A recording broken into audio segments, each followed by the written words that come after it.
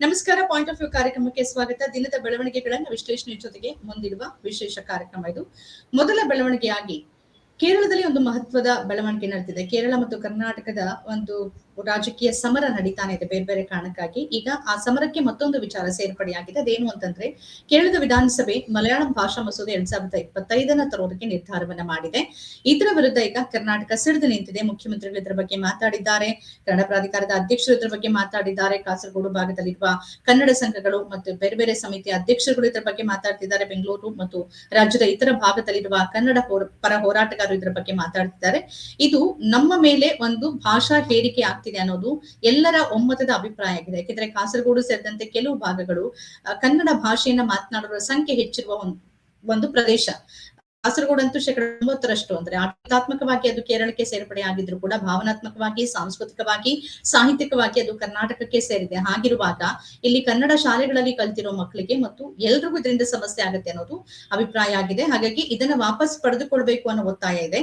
ಕಳೆದ ಮೇ ತಿಂಗಳಲ್ಲೇ ಈ ಮಸೂದೆಯನ್ನ ರಾಜ್ಯಪಾಲರಿಗೆ ಕಳಿಸಲಾಗಿತ್ತು. ಆದ್ರೆ ರಾಜ್ಯಪಾಲರು ಭಾಷಾ ಅಲ್ಪಸಂಖ್ಯಾತರ ವಿಚಾರವನ್ನು ಪ್ರಸ್ತಾಪ ಮಾಡಿ ಮಸೂದೆಯನ್ನ ವಾಪಸ್ ಕಳಿಸಿದ್ರು. ಈಗ ಮತ್ತೆ ಅದನ್ನ ತರೋದಕ್ಕೆ ಮುಂದಾಗ್ತದೆ. ಇದರ ವಿರುದ್ಧ ಈಗ ಪ್ರತಿಭಟನೆಗಳು ನಡೆಯೋದಕ್ಕೆ ಆರಂಭ ಆಗಿದೆ.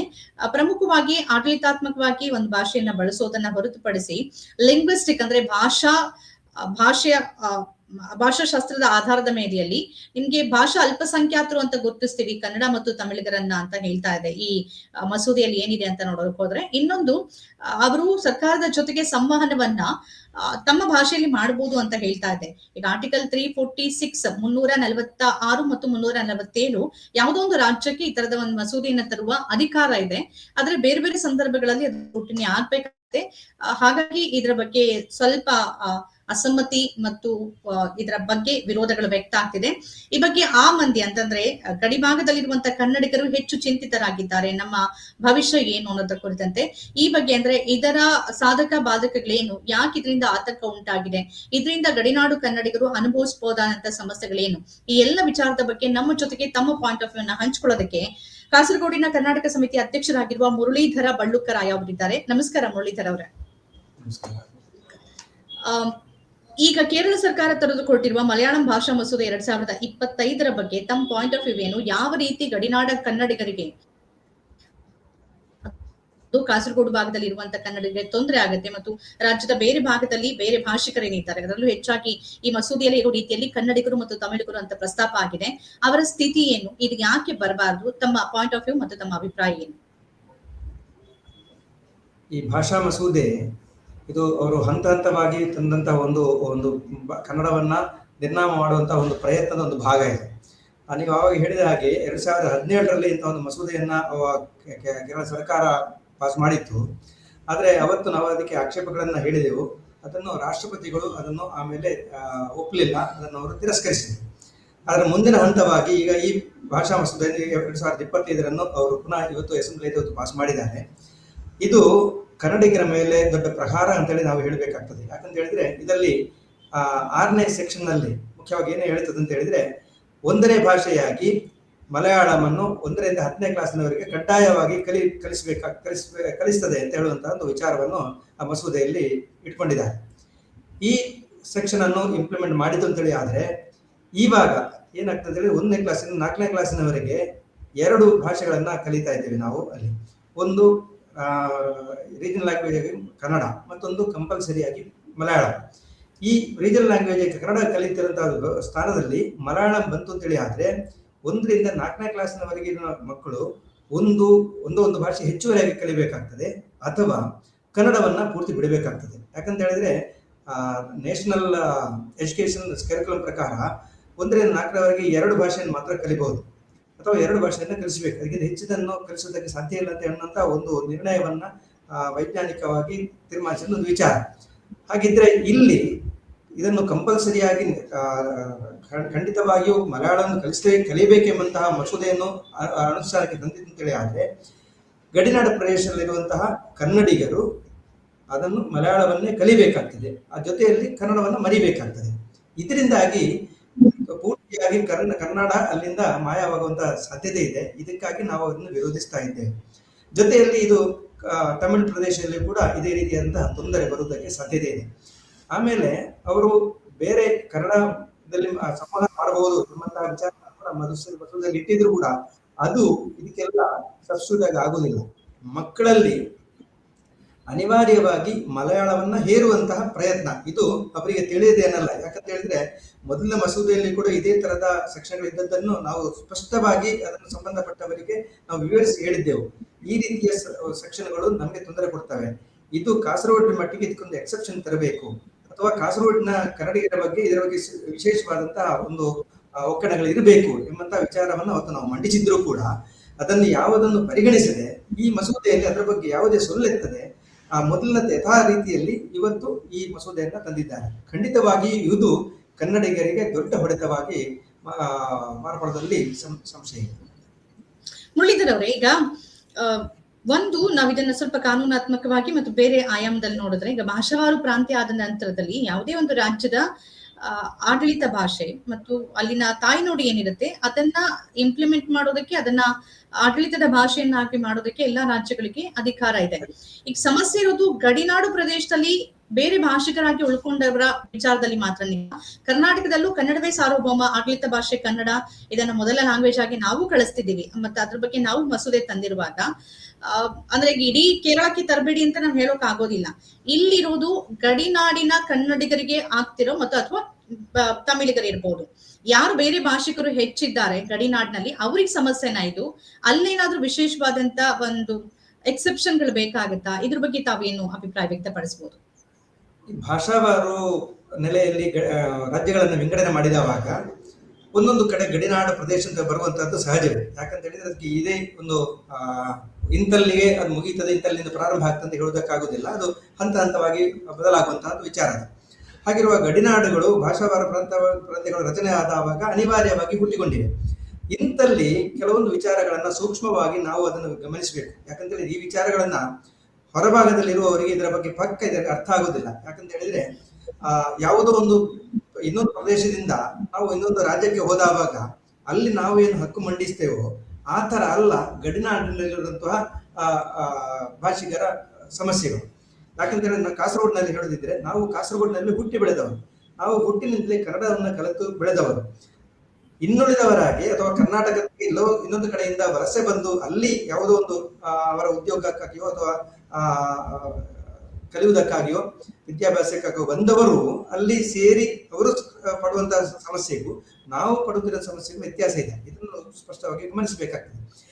ಗಡಿನಾಡು ಪ್ರದೇಶದಲ್ಲಿ ಈಗ ನಮ್ಗೆ ಹೆಚ್ಚಾಗಿ ಏನಾಗ್ತದೆ ಅಂತ ಹೇಳಿದ್ರೆ, ಸಂವಹನ ಮಾಡುವಾಗ ಈಗ ಸರ್ಕಾರಿ ಸುತ್ತೋಲೆಗಳು ಬರ್ತವೆ, ಸರ್ಕಾರಿ ನೋಟಿಸ್ಗಳು ನಮ್ಗೆ ಬರ್ತವೆ. ಇವಾಗ ಏನಾಗಿದೆ ಅಂತ ಹೇಳಿದ್ರೆ ಎಲ್ಲ ಸುತ್ತೋಲೆಗಳು ಇರ್ಬೋದು ಅಥವಾ ನೋಟಿಸ್ಗಳು ಇರ್ಬೋದು ಮಲಯಾಳದಲ್ಲಿ ನಮ್ಗೆ ಸಿಗ್ತಾ ಇದೆ. ಈ ಮಲಯಾಳ ಸಿಕ್ಕಿದ್ದನ್ನು ನಾವು ಕನ್ನಡದಲ್ಲಿ ಕರ್ತವರಿಗೆ ಅದರಲ್ಲಿ ಒಂದು ವಿಚಾರವು ನಮ್ಗೆ ಅರ್ಥ ಆಗ್ತಾ ಇಲ್ಲ. ನಾವು ಇದನ್ನು ಅರ್ಥ ಮಾಡಿಕೊಳ್ಬೇಕಿದ್ರೆ ಅನಕ್ಷರಸ್ಥರ ರೀತಿಯಲ್ಲಿ ಇನ್ನೊಬ್ಬರಲ್ಲಿ ಹೋಗಿ ನಾವು ಇದರ ಬಗ್ಗೆ ನಾವು ಮಾಹಿತಿಯನ್ನು ಪಡಿಬೇಕಾಗ್ತದೆ. ಆವಾಗ ಮಾಹಿತಿ ನಮ್ಗೆ ಕೊಡುವವರು ನಮ್ಗೆ ಬೇರೆ ಮಾಹಿತಿಯನ್ನು ಕೊಡಬಹುದು ಅಥವಾ ಸರಿಯಾದ ಮಾಹಿತಿಯನ್ನು ಕೊಡಬಹುದು. ಏನಿದ್ರು ಕೂಡ ನಾವು ಅವರ ದಾಕ್ಷಿಣ್ಯಲ್ಲಿ ಇರ್ತೇವೆ. ಇದನ್ನು ಇಲ್ಲದೆ ಮಾಡಬೇಕು ಅಂತೇಳಿ ಆದ್ರೆ ನಮಗೂ ಸಾಂವಿಧಾನಿಕವಾಗಿ ಕೊಟ್ಟಂತ ಹಕ್ಕಿನ ಪ್ರಕಾರ ನಮ್ಗೆ ಬರುವಂತಹ ಯಾವುದೇ ನೋಟಿಸ್ ಇರಬಹುದು ಅಥವಾ ಸುತ್ತೋಲೆಗಳಿರ್ಬೋದು, ಇದನ್ನೆಲ್ಲ ನಮ್ಮ ಭಾಷೆಯಲ್ಲಿ ನಮಗೆ ಕೊಡಬೇಕಾದ. ಇದು ಮುಖ್ಯವಾಗಿ ಗಮನಿಸಬೇಕಾದಂತ ಹೇಳಿದ್ರೆ, ಗಡಿನಾಡಿನ ಕೆಲವು ಪ್ರದೇಶಗಳನ್ನ ಸರ್ಕಾರವೇ ಭಾಷಾ ಅಲ್ಪಸಂಖ್ಯಾತ ಪ್ರದೇಶ ಎಂಬುದಾಗಿ ಮಾನ್ಯತೆ ಮಾಡಿದಂತೆ. ಆ ಮಾನ್ಯತೆ ಮಾಡಿದಂತ ಪ್ರದೇಶಗಳಲ್ಲಿ ಇದನ್ನು ಕೊಡಬಾರಬೇಕಾದ್ದು ಸರ್ಕಾರಕ್ಕೂ ಇರುವಂತ ಬದ್ಧತೆ. ಈ ಮಸೂದೆಯಲ್ಲಿ ಹೇಳ್ತಿರೋ ಪ್ರಕಾರವಾಗಿ ಭಾಷಾ ಅಲ್ಪಸಂಖ್ಯಾತರ ಎಲ್ಲೆಲ್ಲಿದ್ದಾರೆ ಅವರಿಗೆ ಸರ್ಕಾರದ ಜೊತೆಗೆ ಅಧಿಕಾರಿಗಳ ಜೊತೆ ಸಂವಹನ ಮಾಡೋದಕ್ಕೆ ಅವ್ರ ಭಾಷೆಯನ್ನ ಬಳಸಬಹುದು ಅಂತಾನೆ ಹೇಳ್ತಾ ಇದೆಯಲ್ಲ. ಬಳಸಬಹುದು. ಆದ್ರೆ ಇಲ್ಲಿ ನೀವೊಂದು ತೊಡಕ ನೀವು ಗಮನಿಸಬೇಕು. ಈಗ ಸರ್ಕಾರ ಒಂದು ನೋಟಿಸ್ ನಮ್ಗೆ ಕಳಿಸಿದೆ, ಯಾವುದೋ ಒಂದು ವಿಚಾರಲ್ಲಿ ಇರ್ಬೋದು. ಆ ಕಳಿಸ್ತಾ ಇರುವಾಗ ಅವರು ನಾನು ಮಲಯಾಳಿಯೋ ಅಥವಾ ನಾವು ಕನ್ನಡಿಗನೋ ಅಂತ ಹೇಳಿ ತಿಳ್ಕೊಳ್ತಾರೆ. ಅವರು ಅದನ್ನು ತಿಳ್ಕೊಳ್ಳದೆ ಅಥವಾ ತಿಳ್ಕೊಳ್ಳುವಂತ ಯಾವುದೇ ಪ್ರಯತ್ನವನ್ನು ಮಾಡದೆ ಅವರು ನೇರವಾಗಿ ಎಲ್ಲವನ್ನು ಕೂಡ ಮಲಯಾಳದಲ್ಲಿ ಕಳಿಸ್ತಾರೆ. ನಾನು ಅಥವಾ ಕನ್ನಡಿಗ ಎಂಬ ನೆಲೆಯಲ್ಲಿ ಸರ್ಕಾರಕ್ಕೆ ನಾವು ಪತ್ರ ಬರೆದ್ರೆ ಅದೊಂದು ವಿಚಾರ ಬೇರೆ, ಅದಕ್ಕೆ ಬರೀಬಹುದು ಅಂತ ಅದನ್ನು ಸ್ವೀಕರಿಸ್ತಾರೆ. ಆದ್ರೆ ಅವರಿಂದ ಪ್ರಥಮವಾಗಿ ಬರುವಂತಹ ನೋಟಿಸ್ ಇರ್ಬೋದು. ಆದ್ರೆ ಇವಾಗ ಏನಾಗಿದೆ ಅಂತ ಹೇಳಿದ್ರೆ, ನಾವು ಕನ್ನಡದಲ್ಲೇ ನಾವು ಅವರಿಗೆ ಏನಾದ್ರೂ ಮಾಹಿತಿಯನ್ನು ಕೊಟ್ಟರು ಕೂಡ ಅಥವಾ ಏನೋ ಉತ್ತರವನ್ನು ಕೊಟ್ಟರು ಕೂಡ ಪುನಃ ಬರುವಂತಹ ಉತ್ತರಗಳು ಪುನಃ ಮಲಯಾಳದಲ್ಲೇ ಇವೆ. ಈ ಸಮಸ್ಯೆ ಅದು ಗಂಭೀರವಾಗಿ ಬರ್ತಾ ಇದೆ. ಮೊದಲೆಲ್ಲ ಏನಂತ ಹೇಳಿದ್ರೆ, ನಾವು ಆ ಭಾಷೆಯಲ್ಲಿ ಕೊಟ್ಟರೆ ಅದನ್ನು ಇಂಗ್ಲಿಷ್ ಜೊತೆಗೆ ಉತ್ತರವನ್ನು ಕೊಡ್ತಾ ಇದ್ರು.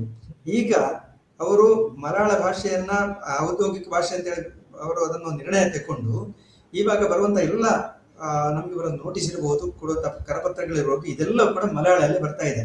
ಇದು ನಮ್ಗೆ ಅಧಿಕಾರವನ್ನು ಕೊಟ್ಟಿದ್ದಾರೆ ಅಥವಾ ಆ ಒಂದು ಹಕ್ಕನ್ನು ಕೊಟ್ಟಿದ್ರು ಕೂಡ ಅಲ್ಲಿ ಅದನ್ನು ಪಾಲನೆ ಮಾಡ್ತಾ ಇಲ್ಲ. ಇದು ಬರುವಂತ ದೊಡ್ಡ ಒಂದು ಸಮಸ್ಯೆ. ಈಗಿನ ಮಸೂದೆಯಲ್ಲಿ ಕೂಡ ಇದನ್ನು ಅವರು ಉಳಿಸಿಕೊಂಡಿದ್ದಾರೆ. ಕನ್ನಡ ಭಾಷಿಗರಿಗೆ ಅಥವಾ ತಮಿಳು ಅಲ್ಪಸಂಖ್ಯಾತ ಭಾಷಿಗರಿಗೆ ಸರ್ಕಾರದ ಜೊತೆ ಸಂವಹನ ಮಾಡುವುದಕ್ಕೆ ಹಕ್ಕನ್ನು ಉಳಿಸಿಕೊಂಡಿದ್ದಾರೆ. ಆದರೆ ವಿದ್ಯಾಭ್ಯಾಸ ರಂಗದಲ್ಲಿ ನಾನು ಆವಾಗ ಹೇಳಿದ ಹಾಗೆ 1ರಿಂದ 10ನೇ ಕ್ಲಾಸಿನವರೆಗೆ ಮಲಯಾಳವನ್ನ ಕಡ್ಡಾಯ ಮಾಡಿದ್ದಾರೆ. ಅದು ಕೂಡ ಪ್ರಥಮ ಭಾಷೆಯಾಗಿ ಮಲಯಾಳನ ಕಡ್ಡಾಯ ಮಾಡಿದ್ದು ಅಂತ ಹೇಳಿದ್ರೆ ಮತ್ತೆ 2ನೇ ಭಾಷೆಯಾಗಿ ಮತ್ತೆ ಇಂಗ್ಲಿಷ್ 1ರಿಂದ 4ನೇ ಕ್ಲಾಸ್ ಕಂಪಲ್ಸರಿ ಆಗಿದೆ. ಕನ್ನಡವನ್ನು ಯಾವಾಗ ಕಲಿತಾರೆ? ಆಮೇಲೆ ಬರ್ತಿದ್ರು ಆಪ್ಷನಲ್ ಆಗಿ ಬರುವಂತ 5ನೇ ಕ್ಲಾಸಿಗೆ. ಆ ಹೊತ್ತಿಗೆ ಆಗುವಾಗ ಇವನಿಗೆ ಕನ್ನಡವನ್ನು ಕಂಪ್ಲೀಟ್ ಮರೆತಿರ್ತಾನೆ ಅಥವಾ ಕನ್ನಡದ ಬಗ್ಗೆ ಅವನಿಗೆ ಉಪೇಕ್ಷೆ ಬಂದಿರ್ತದೆ. ಆ ನಿಟ್ಟಿನಲ್ಲಿ ಮಕ್ಕಳ ಹೆತ್ತವರು ಕೂಡ ಇದನ್ನು ಬೇರೆ ರೀತಿಯಲ್ಲಿ ಚಿಂತನೆ ಮಾಡಬಹುದು. ಮಲಯಾಳಂ ಹೇಗೂ ಕಲಿಬೇಕಾಗ್ತದೆ, ಕನ್ನಡವನ್ನು ಹೆಚ್ಚುವರಿ ಕಲಿಯುವಂತ ಹೊರೆಯನ್ನ ತನ್ನ ಮಕ್ಕಳಿಗೆ ಅವರು ಹೇರದೆ ಅವ್ರು ಏನ್ ಮಾಡ್ತಾರೆ ಅಂತ ಹೇಳಿದ್ರೆ, ನೀನು ಮಲಯಾಳ ಮಾತ್ರ ಕಲಿತು ಬಿಡಪ್ಪ ಅಂತ ಹೇಳುವಂತ ಸ್ಥಿತಿ ಖಂಡಿತವಾಗಿ ಬರುವ ಸಾಧ್ಯತೆ ಇದೆ. ಇದು ನಿಮ್ ಪ್ರಕಾರ ಸರಿನಾ? ಈಗ ಒಂದು ರಾಜ್ಯ ಏನಾಗುತ್ತೆ, ಆಡಳಿತ ಭಾಷೆಯನ್ನು ಮೊದಲ ಭಾಷೆಯಾಗಿ ಕಲೀರಿ ಅಂತ ಒಂದ್ ಅಸ್ಮಿತೆಯ ಪ್ರಶ್ನೆನೂ ಎಲ್ಲ ರಾಜ್ಯಕ್ಕಾಗತ್ತೆ. ಈಗ ನಿಮ್ ಪ್ರಕಾರ ಕೇರಳ ರಾಜ್ಯ ಈಗ ಅಂದ್ರೆ ಗಡಿನಾಡು ನಮ್ಮ ಕನ್ನಡಿಗರಿಗೆ ಯಾವುದೇ ರೀತಿ ತೊಂದರೆ ಆಗದಂತೆ ಮಾಡಬಹುದಾದಂತ ಬದಲಾವಣೆಗಳೇನು, ಯಾವ್ದಕ್ ಶಿಫಾರಸು ಸಲಹೆ ಮಾಡ್ತೀರಿ ತಾವು? ಅಲ್ಲ, ಈ ಮಸೂದೆಯಲ್ಲಿ ಇರುವಂತಹ ಅಂಶಗಳನ್ನ ಕಾಸರಗೋಡಿನ ಮಟ್ಟಿಗೆ ಅದಕ್ಕೊಂದು ಎಕ್ಸೆಪ್ಷನ್ ತರಬೇಕು. ಯಾಕಂತ ಹೇಳಿದ್ರೆ ಪ್ರಥಮ ಭಾಷೆ ಅವರು ಮಲಯಾಳ ಅಂತೇಳಿ ಹೇಳಿದ್ರು. ನಿಜವಾಗಿಯೂ ಇದರ ಹಿಂದಿರುವಂತಹ ಉದ್ದೇಶ ಏನು ಅಂತ ಹೇಳಿದ್ರೆ, ಪ್ರಾದೇಶಿಕವಾದಂತಹ ಭಾಷೆಯನ್ನ ಕಲ್ತಿರಬೇಕು ಅಂತ ಹೇಳುವಂಥದ್ದು. ಇಂಗ್ಲಿಷ್ ವ್ಯಾಮೋಹ ಹೆಚ್ಚಿದ್ರಿಂದ, ಇಂಗ್ಲಿಷ್ ವ್ಯಾಮೋಹದಿಂದಾಗಿ ಎಲ್ಲರೂ ಕೂಡ ಇಂಗ್ಲಿಷ್ ಮೀಡಿಯಂ ಅನ್ನು ಕಲಿತಾ ಇದ್ದಾರೆ. ಆ ಮೂಲಕವಾಗಿ ಪ್ರಾದೇಶಿಕವಾದ ಭಾಷೆಯನ್ನು ಮರೆಯುತ್ತಾರೆ. ಮಕ್ಕಳು ಪ್ರಾದೇಶಿಕ ಭಾಷೆಯನ್ನು ಕಲಿತಾ ಇಲ್ಲ ಎಂಬಂತಹ ನೆಲೆಯಲ್ಲಿ ಇಂತಹ ಮಸೂದೆಗಳನ್ನ ಕರ್ನಾಟಕದಲ್ಲಿರ್ಬೋದು, ಕೇರಳದಲ್ಲಿರ್ಬೋದು, ಇನ್ನಿತರ ಯಾವುದೇ ರಾಜ್ಯಗಳಲ್ಲಿರ್ಬೋದು, ಈ ಹಿನ್ನೆಲೆಯಲ್ಲಿ ಅದನ್ನು ತಂದಿರ್ತಾರೆ. ಆದ್ರೆ ಅಲ್ಲಿ ಮುಖ್ಯವಾದ ಉದ್ದೇಶ ಏನು ಅಂತ ಹೇಳಿದ್ರೆ, ಮಕ್ಕಳು ಪ್ರಾದೇಶಿಕವಾದ ಭಾಷೆಯನ್ನು ಕಲಿಬೇಕು ಅಂತೇಳಿ. ಈ ಪ್ರಾದೇಶಿಕ ಭಾಷೆ ಏನು ಎನ್ನುವುದನ್ನು ನಾವು ಅಲ್ಲಲ್ಲಿಗೆ ನಾವು ಅದನ್ನು ವಿಮರ್ಶೆ ಮಾಡಿಕೊಂಡು ವ್ಯತ್ಯಾಸ ಮಾಡಬೇಕಾಗ್ತದೆ. ಈಗ ಕೇರಳದ ಮಧ್ಯಭಾಗದಲ್ಲಿದ್ರೆ ಸರಿ, ಅವರು ಮಲಯಾಳಂ ಕಲಿಬೇಕು, ಅದಕ್ಕೆ ಯಾರು ವಿರೋಧ ಹೇಳಬಾರದು. ಕರ್ನಾಟಕದ ಮಧ್ಯಭಾಗದಲ್ಲಿದ್ದಾಗ ಕನ್ನಡವನ್ನು ಕಲಿಬೇಕೆ ಅಂತ ಇದ್ದಾಗಿ ಮಲಯಾಳ ಪ್ರದೇಶದಲ್ಲಿ ಕಲಿಬೇಕು. ಆದ್ರೆ ಗಡಿನಾಡ ಪ್ರದೇಶದಲ್ಲಿ ಇದನ್ನು ಹೇರಿದರೆ ಮಲಯಾಳ ಭಾಷೆ ಮಾತೃಭಾಷೆಯ ಅಥವಾ ಇಲ್ಲದೆ ಇರುವಂತಹವರು ಅವರ ಮೇಲೆ ಅದು ಹೇರಿದಾಗ ಆಗ್ತದೆ. ಆ ರೀತಿಯಾದಂತಹ ಹೇರುವಿಕೆಯನ್ನು ಸಂವಿಧಾನ ಕೂಡ ಒಪ್ಪುವುದಿಲ್ಲ. ಸಂವಿಧಾನ ಕೂಡ ಈ ಗಡಿನಾಡ ಪ್ರದೇಶದಲ್ಲಿರುವಂತಹ ಭಾಷಿಗರ ಹಕ್ಕನ್ನ ಸಂರಕ್ಷಿಸುವ ನೆಲೆಯಲ್ಲಿ ನೀವು ಆವಾಗ ಹೇಳಿದಂತಹ ಸಂವಿಧಾನದ ವಿಧಿಗಳಲ್ಲಿ 347 ಉಲ್ಲೇಖಿಸಿರುತ್ತಾರೆ. ಇದನ್ನು ಗಮನವಾಗಿ ಇಟ್ಟುಕೊಂಡೇ ಎಲ್ಲ ಸರ್ಕಾರಗಳು ಕೂಡ ಯಾವುದೇ ಪ್ರಾದೇಶಿಕ ಇರಬಹುದು, ಅವು ಈ ಮಸೂದೆಯನ್ನ ತರಬಹುದು. ಇದನ್ನ ಮಲಯಾಳ ಇರುವಂತಹ ಪ್ರದೇಶದಲ್ಲಿ ಖಂಡಿತವಾಗಿ ತರಬೇಕು. ಯಾಕಂತ ಹೇಳಿದ್ರೆ ಈಗ ಹೆಚ್ಚಿನ ಇಂಗ್ಲಿಷ್ ಮೀಡಿಯಂ ಶಾಲೆಗಳಲ್ಲಿ ಮಲಯಾಳ ಕಲಿಯುವಂತಹ ಸಾಧ್ಯತೆಗಳೇ ಇಲ್ಲ, ಅಥವಾ ಕನ್ನಡವನ್ನು ಕಲಿಸುವಂತ ಗೋಜಿಗೆ ಹೋಗುವುದಿಲ್ಲ. ಯಾಕಂದ್ರೆ ಅವರಿಗೆ ಕನ್ನಡವನ್ನೇ ಇಂಗ್ಲಿಷ್ ಅನ್ನೇ ಕಲಿಸಬೇಕಂತ ಉದ್ದೇಶದಿಂದ ಅಂತಹ ಮಕ್ಕಳಿಗೆ ಯಾವುದೋ ಒಂದು ರೀತಿಯಾದ ಒಂದು ಪ್ರಾದೇಶಿಕ ಭಾಷೆಯನ್ನ ಕಲಿಸುವಂತ ಈ ರೀತಿಯಲ್ಲಿ ಕಲಿಸುವುದಕ್ಕೆ ಸಾಧ್ಯತೆ ಇದೆ. ಆದ್ರೆ ಇಲ್ಲಿ ಈ ರೀತಿ ಮಾಡುವಾಗ ಕನ್ನಡಿಗರಿಗೋ ಅಥವಾ ತಮಿಳರಿಗೋ ಅದು ಹೊಡೆತ ಬೀಳದಂತ ರೀತಿಯಲ್ಲಿ ಅದಕ್ಕೆ ಸಂಬಂಧಪಟ್ಟ ಸೆಕ್ಷನ್ಗಳಲ್ಲಿ ಎಕ್ಸೆಪ್ಷನ್ ತರುವಂತಹ ಇದು ಪ್ರಥಮ ಭಾಷೆ ಅಂತ ಹೇಳಿದ್ರೆ ಮಲಯಾಳಂ ಅಥವಾ ಕನ್ನಡ, ಇಷ್ಟು ಮಾಡಿದ್ರೆ ಅದಕ್ಕೆ ಸಾಕಾಗ್ತದೆ. ಯಾಕಂದ್ರೆ ಆಯ್ಕೆ ಕೊಡಿ, ಕಡ್ಡಾಯ ಮಾಡಬೇಡಿ ಪ್ರಥಮ ಭಾಷೆಯಾಗಿ ಮಲಯಾಳಂ ಮನ್ನೇ ಕಲೀರಿ ಅಂತ ಆಯ್ಕೆ ಕೊಟ್ಬಿಡಿ. ಯಾರಿಗೆ ಮಲಯಾಳಂ ಕಲಿಯಕ್ಕೆ ಇಷ್ಟ ಇದೆ ಅವ್ರು ಕಲಿತಾರೆ, ಕನ್ನಡ ಕಲಿಯಕ್ಕೆ ಇರೋರು ಕಡ್ತಾರೆ, ಅಷ್ಟು ಮಾಡಿದ್ರೆ ಸಾಕು ಅಂತೀರಲ್ವಾ? ಪ್ರಾದೇಶಿಕ ಭಾಷೆಯನ್ನು ಕಡ್ಡಾಯ ಮಾಡಲಿ, ಪ್ರಾದೇಶಿಕ ಭಾಷೆಯಲ್ಲಿ ಮಲಯಾಳಂ ಮಾಡಬೇಕು ಅಂತಿಲ್ಲ. ಪ್ರಾದೇಶಿಕ ಭಾಷೆ ಕಡ್ಡಾಯ ಮಾಡಿ. ಸರಿ, ಈಗ ನಿಮ್ಗೆ ಉಳಿದಿರೋದು ಹೋರಾಟದ ದಾರಿ ಒಂದೇ. ಯಾಕೆಂದ್ರೆ ಒಂದು ವಿಧಾನಸಭೆ ಸರ್ವಾನುಮತ ಅಥವಾ ಬಹುಮತದೊಂದಿಗೆ ಒಂದು ಮಸೂದೆಯನ್ನ ತಂದ್ರೆ ಅದು ಕಾನೂನು ಆಗುತ್ತೆ. ರಾಜ್ಯಪಾಲರು ಅಂಕಿತ ಹಾಕಿದ್ರೆ ರಾಜ್ಯಪಾಲರಿಗೆ ಮನವಿ ಸಲ್ಲಿಸಬಹುದು, ಹೋರಾಟ ಮಾಡಬಹುದು. ಕರ್ನಾಟಕ ಕೂಡ ಈಗಾಗಲೇ ನಿಮ್ಗೆ ಗೊತ್ತಿದೆ, ಮುಖ್ಯಮಂತ್ರಿಗಳು ಹಾಗೇನೆ ಕನ್ನಡ ಮತ್ತು ಸಂಸ್ಕೃತಿ ಇಲಾಖೆ ಸಚಿವರು ಎಲ್ಲ ಹೋರಾಟಗಾರರು ಮಾತನಾಡಿದ್ದಾರೆ. ಏನ್ ನಿರೀಕ್ಷೆ ಮಾಡ್ತೀರಿ ಕರ್ನಾಟಕದ ಸರ್ಕಾರ ಮತ್ತು ಇಲ್ಲಿನ ಹೋರಾಟಗಾರರು ಸಂಘಟನೆಯಿಂದ ತಾವು? ಕರ್ನಾಟಕದ ಸರ್ಕಾರ ಮತ್ತು ಸರ್ಕಾರ ಸಂಬಂಧಪಟ್ಟ ಎಲ್ಲರೂ ಕೂಡ ಈ ವಿಷಯವನ್ನು ಎತ್ತಿದ್ರಿಂದ ಖಂಡಿತವಾಗಿಯೂ ನಮ್ಮ ಬೇಡಿಕೆಗೆ ಬಲ ಬರ್ತದೆ. ಇದರಿಂದಾಗಿ ನಮಗೆ ನಿಜವಾಗಿ ಬಹಳ ಸಂತೋಷ ಆಗಿದೆ. ನಾವು ಇಷ್ಟವರೆಗೆ ಏನು ಅಂತ ಹೇಳಿದ್ರೆ, ಕಾಸರಗೋಡಿನ ಸಮಸ್ಯೆ ಬಗ್ಗೆ ನಾವು ಏನು ಹೇಳಿದ್ರು ಕೂಡ ಕರ್ನಾಟಕದವರು ಇದರ ಬಗ್ಗೆ ಧ್ವನಿ ಸೇರಿಸಿದ್ದು ತುಂಬಾ ಕಡಿಮೆ.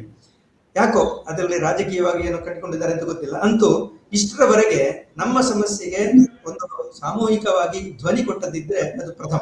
ಇದಕ್ಕಾಗಿ ನಾವು ಖಂಡಿತವಾಗಿ ಕರ್ನಾಟಕದ ಎಲ್ಲ ಸಂಬಂಧಪಟ್ಟ ಮುಖ್ಯಮಂತ್ರಿಯವರನ್ನು ಹಿಡಿಕೊಂಡು ಎಲ್ಲರಿಗೂ ಕೂಡ ನಾವು ಅಭಿನಂದನೆಯನ್ನು ಸಲ್ಲಿಸ್ತೇವೆ. ನಾವು ಕೆಲವು 2-3 ದಿವಸ ಮೊದಲು ಈ ಮಸೂದೆಯ ಬಗ್ಗೆ ರಾಜ್ಯಪಾಲರನ್ನ ಕಂಡು ಅವರಿಗೆ ನಮ್ಮ ಕಷ್ಟಗಳನ್ನ ಅವರಲ್ಲಿ ನಿವೇದಿಸಿಕೊಂಡಿದ್ದೆವು. ಆವಾಗ ಅವರು ಹೇಳಿದ್ರು, ಖಂಡಿತವಾಗಿ ಇದರಲ್ಲೊಂದು ಕೆಲವೊಂದು ಸಮಸ್ಯೆಗಳಿವೆ, ನಾನು ಕೂಡ ಇದನ್ನು ಅರ್ಥ ಮಾಡಿಕೊಂಡಿದ್ದೇನೆ, ಹಾಗಾಗಿ ನಾನು ಅದಕ್ಕೆ ಅಂಕಿತವನ್ನ ಇಷ್ಟರವರೆಗೆ ಕೊಡಲಿಲ್ಲ. ನೀವು ಹೇಳಿದಂತ ವಿಚಾರಗಳನ್ನೆಲ್ಲ ವಿಮರ್ಶಿಸಿ ಸಂಬಂಧಪಟ್ಟವರಿಂದ ಇದಕ್ಕೆ ಸಲಹೆಗಳನ್ನ ತಕೊಂಡು ಖಂಡಿತವಾಗಿಯೂ ನಿಮ್ಗೆ ತೊಂದರೆ ಬರದಂತ ರೀತಿಯಲ್ಲಿ ನನ್ನಿಂದ ಏನಾಗ್ತದೆ ಅದನ್ನು ಮಾಡ್ತೇನೆ ಅಂತ ಹೇಳುವಂತ ಭರವಸೆಯನ್ನು ಕೊಟ್ಟಿದ್ದಾರೆ. ಅವರ ಆ ಮಾತುಗಳನ್ನು ಕೇಳಿದಾಗ ನಮಗೂ ಒಂದು ಆಸೆ ಹುಟ್ಟಿದೆ. ಯಾಕಂತ ಹೇಳಿದ್ರೆ ಈ ಮಸೂದೆಗೆ ಅವರು ಕಣ್ಣು ಮುಚ್ಚಿ ಖಂಡಿತವಾಗಿ ಸಹಿ ಮಾಡುವುದಿಲ್ಲ ಎನ್ನುವಂತಹ ನಿರ್ಣಯಕ್ಕೆ ನಾವು ಬಂದಿದ್ದೇವೆ. ಆದ್ರೆ ಕಾನೂನಲ್ಲಿ ಏನಿರುತ್ತೆ ಅಂತ ಹೇಳಿದ್ರೆ ರಾಜ್ಯಪಾಲರು ಇದನ್ನು ತಿರಸ್ಕರಿಸಿಂದ ಕಳಿಸಿದ್ರು ಕೂಡ ಇನ್ನೊಮ್ಮೆ ಅದನ್ನು ಮಾಡಿದ್ದು ಅಂತ ಹೇಳಿ ಆದ್ರೆ ಅದಕ್ಕೆ ಮತ್ತೆ ರಾಜ್ಯಪಾಲರ ಅಂಗೀಕಾರ ಬೇಕು ಅಂತಿಲ್ಲ ಅಂತ ಹೇಳುವಂತದ್ದು ಕಾನೂನಲ್ಲಿ ಇರುವಂತಹದ್ದು. ಆದ್ರೆ ಹಿಂದಿನ ಬಾರಿ ಇದೇ ರೀತಿಯ ಮಸೂದೆಯನ್ನು ತಂದವಾಗ ನಾವು ಅವತ್ತಿನ ಗವರ್ನರ್ ಸದಾಶಿವ ಅವರನ್ನು ಕಂಡು ಅವರಿಗೂ ಮನವಿಯನ್ನು ಕೊಟ್ಟಿದ್ದೆವು. ಆವಾಗ ಯಾವುದೋ ಒಂದು ರೀತಿಯಲ್ಲಿ ಅದನ್ನು ಅವರು ರಾಷ್ಟ್ರಪತಿಯವರಿಗೆ ಕಳಿಸಿದ್ದರು. ರಾಷ್ಟ್ರಪತಿಯವರು ಅದನ್ನು ತಿರಸ್ಕರಿಸಿದ್ರು. ಹಾಗಾಗಿ ಅದೇ ರೀತಿಯಲ್ಲಿ ಇವತ್ತು ಈ ರಾಜ್ಯಪಾಲರು ಮಾಡ್ತಾರ ಎನ್ನುವುದು ನಮ್ಗೆ ಗೊತ್ತಿಲ್ಲ. ಅಂತೂ ಅವರಿಗೆ ನಮ್ಮ ಈ ಮಸೂದೆಯಲ್ಲಿರುವಂತಹ ಸಮಸ್ಯೆಗಳ ಬಗ್ಗೆ ಸ್ಪಷ್ಟವಾಗಿ ಮನವರಿಕೆಯನ್ನು ಮಾಡಿದ್ದೇವೆ. ಅವರಿಂದ ಆಗುವಂತ ರೀತಿಯಲ್ಲಿ ಇದನ್ನು ಸಹಾಯ ಮಾಡ್ತಾರೆ ಅಂತ ಹೇಳುವಂತ ಭರವಸೆಯನ್ನು ಕೊಟ್ಟಿದ್ದಾರೆ. ಖಂಡಿತ ಅವರನ್ನು ಮಾಡ್ಯಾರ ಅಂತ ಹೇಳುವಂತ ನಿರೀಕ್ಷೆಯಲ್ಲಿ ನಾನು. ಈಗ ಕನ್ನಡ ಸಂಘಟನೆಗಳ ಬಗ್ಗೆ ನಾನು ಹೇಳ್ತಿದ್ದೆ, ವಾಟಾಳ್ ನಾಗರಾಜ್ ಮಾತಾಡಿದ್ದಾರೆ. ಮತ್ತೊಂದ್ಸರಿ ನಾವು ಕಾಸರಗೋಡು ಚಲೋ ಹೋಗ್ತೀವಿ ಅಂತ ಮಹಾಜನ್ ವರದಿ ಬಗ್ಗೆ ಪ್ರಸ್ತಾಪ ಮಾಡಿದ್ದಾರೆ. ಕಾಸರಗೋಡು ನಮ್ದು ಅಂತ ಮಾತಾಡ್ತಿದ್ದಾರೆ. ಇದಕ್ಕೊಂದು ಶಾಶ್ವತ ಪರಿಹಾರ ಅಂದ್ರೆ ಈಗ ಪಿಣರಾಯಿ ಸರ್ಕಾರ ಇದೆ, ಯಾವುದೇ ಸರ್ಕಾರ ಬಂದ್ರು ಆ ರಾಜ್ಯದ ಭಾಷೆ, ಆಡಳಿತಾತ್ಮಕ ಭಾಷೆಯನ್ನ ಸಾರ್ವಭೌಮತ್ವವನ್ನ ಸ್ಥಾಪಿಸೋದಕ್ಕೆ ಪ್ರಯತ್ನ ಪಡುತ್ತೆ. ಇದೇನು ಇಲ್ಲಿಗೆ ನಿಲ್ಲೋದಿಲ್ಲ. ಇವತ್ತಿ ಮಸೂದೆ ನಿಂತರೂ ಕೂಡ ಮತ್ತೆ ಈ ತರದ ಪ್ರಯತ್ನಗಳಾಗ್ತಾನೆ ಇರುತ್ತೆ. ಇದಕ್ಕೊಂದು ಶಾಶ್ವತ ಪರಿಹಾರ ಏನು ಮುರಳೀಧರ್ ಅವ್ರೆ ನಿಮ್ ಪ್ರಕಾರ? ಶಾಶ್ವತ ಪರಿಹಾರ ಅಂತ ಹೇಳಿದ್ರೆ ಈ ರೀತಿಯ ಮಸೂದೆಗಳಲ್ಲೇ ನಮಗೆ ಅನುಕೂಲ ಆಗುವಂತಹ ಸೆಕ್ಷನ್ಗಳಂತಂದ್ರೆ ಖಂಡಿತವಾಗಿ ಇದಕ್ಕೆ ಶಾಶ್ವತ ಪರಿಹಾರ ಇದೆ. ಆದ್ರೆ ರಾಜಕಾರಣಿಗಳನ್ನ ಏನ್ ಮಾಡ್ತಾರೆ ಅಂತ ಹೇಳಿದ್ರೆ ಸಾಹಿತಿಗಳು, ನಾವು ತಿಳ್ಕೊಂಡಂತ ವಿಚಾರ ಏನಂತ ಹೇಳಿದ್ರೆ ಈ ಮಸೂದೆಯನ್ನ ತರುವಲ್ಲಿ ಸರ್ಕಾರಕ್ಕೆ ತುಂಬಾ ಒತ್ತಾಸೆಯನ್ನು ತಂದವರು ಸಾಹಿತಿಗಳು, ಮಲಯಾಳ ಸಾಹಿತಿಗಳು. ಅವರಿಗೆ ಏನೋ ಅಂತೂ ಕೇರಳದಲ್ಲಿ ಇರಬೇಕಿದ್ರೆ ಮಲಯಾಳ ಕಲ್ತಿರ್ಬೇಕೆ ಎಂಬಂತ ಒಂದು ಯಾವುದೋ ನಿರ್ಣಯಕ್ಕೆ ಅವರು ಬಂದಾಗಿದೆ. ನಾನು ಕೆಲವೊಂದು ವರ್ಷಗಳ ಹಿಂದೆ ಇದೇ ರೀತಿ ಒಂದು ಸಂವಾದದಲ್ಲಿ ಇರುವಾಗ ಅಲ್ಲಿ ದೊಡ್ಡ ಸಾಹಿತಿ ಸಗತ ಕುಮಾರಿ ಅಂತ ಹೇಳುವಂತವರ ಸಂವಾದ ಮಾಡೋದಕ್ಕೆ ನನಗೆ ಅವಕಾಶ ಸಿಕ್ಕಿತ್ತು. ಆವಾಗ ಅವರು ಹೇಳಿದ್ರು, 60 ವರ್ಷ ಆಗಿ ಕೇರಳ ರಾಜ್ಯ ಆಗಿದ್ರು ಕೂಡ ಇವತ್ತು ಕೂಡ ನೀವು ಇಲ್ಲ ನಾವು ಮಲಯಾಳ ಕಲಿಯುವುದಿಲ್ಲ ಅಂತ ಹೇಳಿ ಹೇಳ್ತಾ ಇದ್ದೀರಿ ಅಂತ ಹೇಳಿದ್ರೆ ನಮಗೆ ನಾಚಿಕೆ ಅಂತ ಹೇಳುವಂತ ರೀತಿಯಲ್ಲಿ ಅವರು ಮಾತನ್ನ ಹೇಳಿದ್ರು. ನಾನು ಅವಾಗ ಅವರಿಗೆ ಹೇಳಿದೆ, ನೀವು ಕಾಸರಗೋಡಿನಲ್ಲಿ ಬಂದಿರಬೇಕು. ಯಾಕಂದ್ರೆ ನಾವು ನಮ್ಮ ಆಯ್ಕೆಯಿಂದ ನಾವು ಕೇರಳವನ್ನ ಆಯ್ಕೆ ಮಾಡಿದ್ದಲ್ಲ, ಕಾಸರಗೋಡನ್ನ ಬಲವಂತವಾಗಿ ಕೇರಳಕ್ಕೆ ಸೇರಿಸಿದ್ದು. ಈ ಕಾಸರಗೋಡು ಕರ್ನಾಟಕದ ಭಾಗ ಆಗಬೇಕಿತ್ತು ಎನ್ನುವುದನ್ನು ಎಲ್ಲರೂ ಒಪ್ಪಿದಂತಹ ವಿಚಾರ. ಅವತ್ತು ಮಹಾಜನ ವರದಿ ಕೂಡ ಅದನ್ನೇ ಮಾಡಿತ್ತು. ಆದ್ರೆ ದುರದೃಷ್ಟವಶಾತ್ ಕಾಸರಗೋಡನ್ನ ಕೇರಳದ ಭಾಗವನ್ನಾಗಿಸಿದ್ರು. ಆದ್ರೆ ಕೇರಳ ಭಾಗಕ್ಕೆ ಸೇರಿಸಿದಂತ ನಮ್ಗೆ ಸಂವಿಧಾನದಲ್ಲಿ ಏನೆಲ್ಲ ಸವಲತ್ತುಗಳನ್ನು ಕೊಡ್ತಾರೆ ಅಥವಾ ಸಂವಿಧಾನದಲ್ಲಿ ನಮ್ಗೆ ಏನು ಹಕ್ಕನ್ನು ಕೊಟ್ಟಿರ್ತಾರೆ ಅದನ್ನು ಮಾನ್ಯತೆ ಮಾಡಬೇಕಾದಂತಹ ಹೊಣೆಗಾರಿಕೆ ಕೇರಳ ಸರ್ಕಾರಕ್ಕಿದೆ ಅಥವಾ ಯಾವುದೇ ಸರ್ಕಾರಕ್ಕಿದೆ. ಆ ಹೊಣೆಗಾರಿಕೆಯನ್ನ ಮಾತ್ರ ನಾವು ಎಚ್ಚರಿಸ್ತಾ ಇದ್ದೇವೆ. ನಾವು ಯಾವುದೇ ರೀತಿಯಾದಂತಹ ನಿಮ್ಮಲ್ಲಿ ಆ ಮನವಿಯನ್ನು ಕೊಡುವುದಲ್ಲ, ಸಂವಿಧಾನದಲ್ಲಿ ಕೊಡಮಾಡಿದಂತಹ ಹಕ್ಕನ್ನು ಮಾತ್ರ ನಾವು ಕೇಳ್ತಾ ಇದ್ದೇವೆ. ಈ ಹಕ್ಕನ್ನ ನೀವು ಗುರುತಿಸಬೇಕು, ಗೌರವಿಸಬೇಕು ಅಂತ ಹೇಳುವಂತ ಮಾತನ್ನು ನಾವು ಅವರಲ್ಲಿ ಹೇಳಿದ್ದೇವೆ. ಸರಿ ಮುರಳೀಧರ್ ಅವರೇ, ಈಗ ಮುಖ್ಯಮಂತ್ರಿ ಸಿದ್ದರಾಮಯ್ಯನವರು ಪಿಣರಾಯಿ ವಿಜಯನ್ ಅವರನ್ನ ಉದ್ದೇಶಿಸಿ ಒಂದು ಪತ್ರವನ್ನು ಕೂಡ ಬರೆದಿದ್ದಾರೆ. ಈಗ ಬರ್ತಾ ಇದೆ, ಪರಸ್ಪರ ಗೌರವ ಸಹಕಾರಿ ಒಕ್ಕೂಟ ವ್ಯವಸ್ಥೆ ಹಂಚಿಕೆಯ ಸಾಂವಿಧಾನಿಕ ಜವಾಬ್ದಾರಿ ಮನೋಭಾವದಿಂದ ನಾನು ನಿಮ್ ಪತ್ರ ಬರೆದಿದ್ದೀನಿ ಅಂತ ಪತ್ರವನ್ನ ಶುರು ಮಾಡ್ತಾರೆ. ಕರ್ನಾಟಕ ಮತ್ತು ಕೇರಳ ನಡುವಿನ ಸಂಬಂಧ ದೀರ್ಘಕಾಲದಿಂದ ಮಾರ್ಗದರ್ಶಿಸಲ್ಪಟ್ಟಿದೆ. 2 ರಾಜ್ಯಗಳಾದ ಕರ್ನಾಟಕ, ಕೇರಳ ಕೇವಲ ಭೌಗೋಳಿಕವಾಗಿ ಮಾತ್ರವಲ್ಲದೆ ಆಳವಾದ ಸಾಂಸ್ಕೃತಿಕ, ಸಾಮಾಜಿಕ ಮತ್ತು ಮಾನವ ಸಂಬಂಧಗಳಿಂದ ಕೂಡಿದೆ ಅಂತ ಪತ್ರ ಹೀಗೆ ಹೋಗುತ್ತೆ. ಇದನ್ನ ತರಬೇಡಿ ಅನ್ನುವಂತ ಒಂದು ಮನವಿಯನ್ನ ಈ ಪತ್ರದ ಮುಖಾಂತರ ಮಾಡ್ಕೊಂಡಿದ್ದಾರೆ ಮುಖ್ಯಮಂತ್ರಿಗಳು. ಕಾದ್ ನೋಡೋಣ. ನಿಮ್ ಬೆಂಬಲಕ್ಕೆ ಕರ್ನಾಟಕ ಸರ್ಕಾರ ಮತ್ತು ಕನ್ನಡ ಪರ ಹೋರಾಟಗಾರರು ಹಾಗೆಯೇ ಇಡೀ ಕರ್ನಾಟಕದ ಜನತೆ ಇರ್ತಾರೆ. ಮುರಳೀಧರ್ ಅವರೇ, ಒಳ್ಳೇದಾಗ್ಲಿ. ಮುಂದಿನ ಬೆಳವಣಿಗೆ ಕುರಿತಂತೆ ಮತ್ತೆ ಸಿಗೋಣ. ಧನ್ಯವಾದಗಳು. ಇಷ್ಟೊತ್ತು ಈ ವಿಚಾರದ ಬಗ್ಗೆ ಅಭಿಪ್ರಾಯಗಳನ್ನ ನಮ್ಮ ಜೊತೆಗೆ ಹಂಚಿಕೊಂಡಿದ್ದಕ್ಕೆ. ನಮಸ್ಕಾರ.